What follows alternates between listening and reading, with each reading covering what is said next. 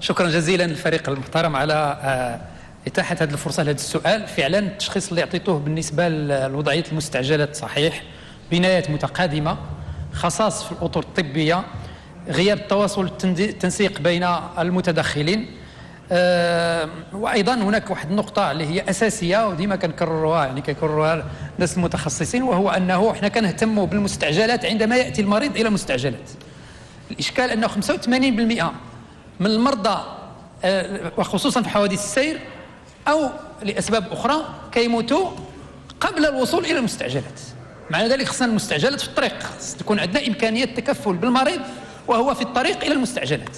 ولذا اليوم عندنا استراتيجية وطنية جديدة في مجال تأهيل المستعجلات والطب الاستعجالي، وقد عرضت أمام جلالة الملك، عرضها السيد وزير الصحة يوم 5 مارس 2013 الماضي. وهذه الاستراتيجية كتعتمد على عدد من المحاور مهمة. أولا فيها رؤية جديدة كتهتم بتطوير المستعجلات الاستشفائية من حيث الموارد البشرية، من حيث الموارد المالية، من حيث الأدوية، من حيث البنيات، ولكن بالخصوص التكفل بالمستعجلات الطبية ما قبل الاستشفائية عن طريق اقتناء وحدات طبية وسيارة إسعاف مجهزة بجميع ما يجب للتكفل بالمريض قبل أن يصل إلى المستشفى. احنا كنعرفوا بأن أحيانا حوادث السير كتوقع على 100 كيلومتر، 80 كيلومتر، 90 كيلومتر، ماشي شي حاجة سهلة باش نقل المريض. ومؤخرا تم اقتناء 135 سيارة إسعاف، ضمنها 48 بمثابة مصالح طبية متنقلة فيما يخص الطب الاستعجالي. تم إحداث أيضا رقم وطني موحد خاص بالمستعجلات، هو رقم 142.